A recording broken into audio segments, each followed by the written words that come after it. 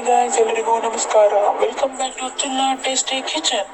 So ಇವತ್ತು ನಾವು beans ಉಪ್ಪುಗರಿ ಹೇಗೆ ಮಾಡುವುದಂತ ನಾನು ಇವತ್ತು ತಿಳಿಸಿಕೊಡ್ತೇನೆ. ಸೊ ಈಗ ಇಲ್ಲಿ ಬೀನ್ಸ್ ತಗೊಂಡಿದ್ದೇನೆ.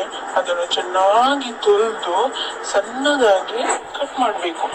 ಆಮೇಲೆ ಒಂದು ಕಡಾಯಿ ಮೇಲೆ ತೆಂಗಿನ ಎಣ್ಣೆ, ಸಾಸಿವೆ 1 ಸ್ಪೂನ್, ಕರಿಬೇವು, ಒಂದು ಈರುಳ್ಳಿ, ಒಂದು ಟೊಮ್ಯಾಟೊ, ಒಂದು ಹಸಿ ಮೆಣಸಿನಕಾಯಿ ಹಾಕಿ ಚೆನ್ನಾಗಿ ಬೆನ್ಬೇಕು.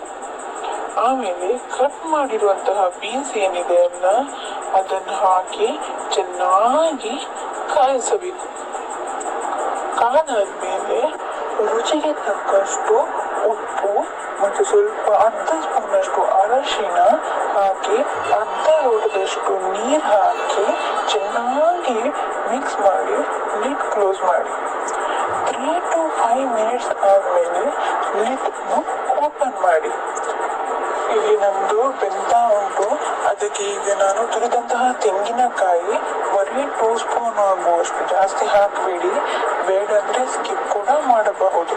ಮತ್ತೆ ಚೆನ್ನಾಗಿ ಮಿಕ್ಸ್ ಮಾಡಿ, ಚೆನ್ನಾಗಿ ತುಂಬ ಮಿಕ್ಸ್ ಮಾಡಿ, ಫುಲ್ ಎಲ್ಲದನ್ನು ಮಿಕ್ಸ್ ಮಾಡಿ ಲಿಡ್ನು ಕ್ಲೋಸ್ ಮಾಡಿ 3 ಮಿನಿಟ್ಸ್ ಬಿಟ್ಟು ಆಮೇಲೆ ಲಿಡ್ ಓಪನ್ ಮಾಡಿ ನೋಡಿ ಹೇಗೆ ಬೆಂದಿದೆ ಅಂತ. ನಂದಿಲಿ ನೋಡಿ ಚೆನ್ನಾಗಿ ಬೆಂದಿದೆ, ಘಮ ಘಮ ಅಂತ ಬರ್ತಾ ಉಂಟು ಫ್ರೆಂಡ್ಸ್. ಸೂಪರ್ ಆಗ್ತದೆ, ವೆರಿ ಈಸಿ, ತುಂಬಾ ಸುಲಭದ ರೆಸಿಪಿ ಇದು.